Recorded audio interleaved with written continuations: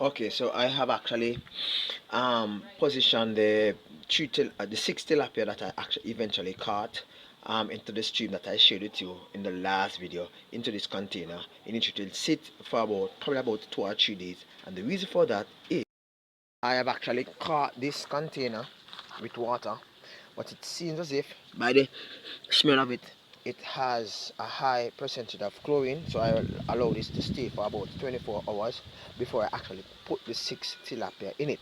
Now, the last time I caught fish by that space, that size, probably about a few months ago, I shared that video. They were about probably 4.5, 4 inches. Right, I placed them with my normal tilapia within my tilapia fish space, and I know these are the fingerlings with my um juveniles. They were about this size, right? What happened is that um for about probably about 2 or 3 weeks I started to find some of my tilapia dying. So of the five that I actually caught out in that same stream, roughly about three of them actually died. Well, three fish actually died from within the same space that I actually placed them in. So I don't know if any, like, infection, whatever they had, and they actually brought it to the pond. So I'll be keeping the tilapia that I caught over in this space. I'll share with you that video when I'm doing that. Okay, this video is pointing you back to the same space in which I was at. I actually visited beyond the bridge, and I walked adjacent to Danny Bunting fish farm, where which a young man actually shared with me that, hey, you can actually fish over on that side, I mean, with lines and all that.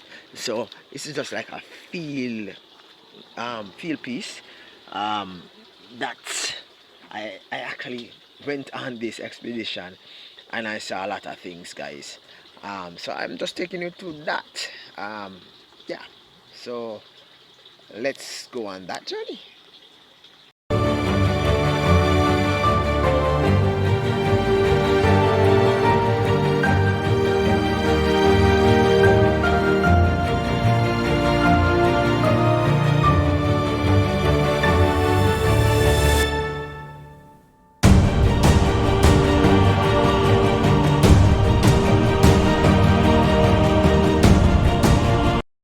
Of having fish ponds in a space that you're actually short on water, although the river is beside it. But one of the problems being faced is, and some other people coming to do fishing. Crowd to see whether or not them guys that can really catch some fish. So I go on. Fire catch the whole space, place burn down. Yeah, beside the water, you don't really have um, that amount of impact of the fire. But in the open space, and this is in Clarendon, guys, Longville Farm, yeah, a section of it was engulfed with fires about a week ago. Right here, guys.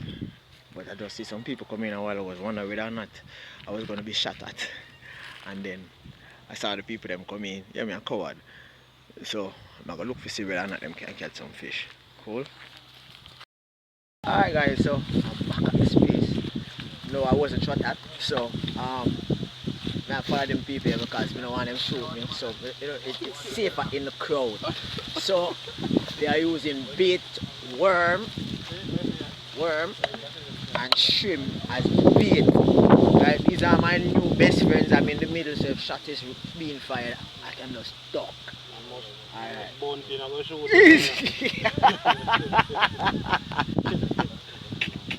Alright, so for bait, it's earthworm and shrimp, right?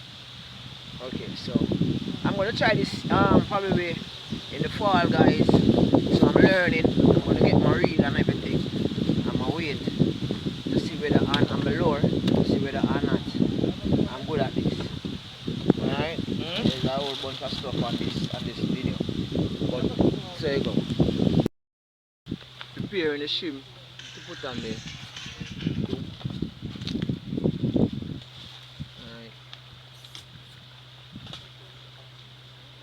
so the sun hot people, so the fish them hungry. Them not get feel like if them in there in a pond, so them grab at anything. Drowning man grab at straws, so they see what hungry fish drag at. Alright. Remember people, like, share, subscribe. Fish keep in Jamaica. Yeah. So juicy people, juicy worm for juicy fish.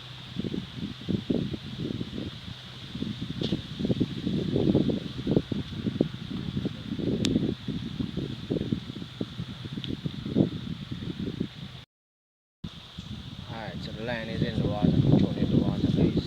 Worm and shrimp. First you bait up the fish them with the, you throw some freebaits in the water. So then things are food that they were free. Right? And then you throw the hook with the bait on it, and then gradually draw it through the water. See what happens. So you do that periodically. This is a Jamaican style, people. We don't have any weight, we don't have any lures, just the sort of hook and a line. And we sit and we wait like a nice Jamaican breeze. Anytime you need weight and the breeze, well strong.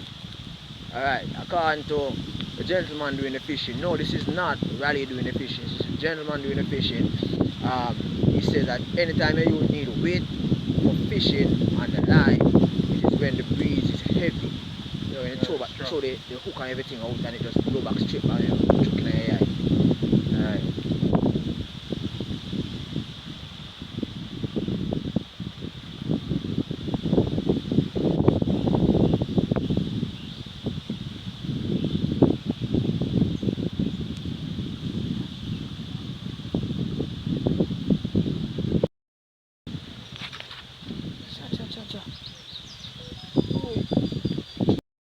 Still guys, newfound friends, fishing, but there's no fish. Probably another time.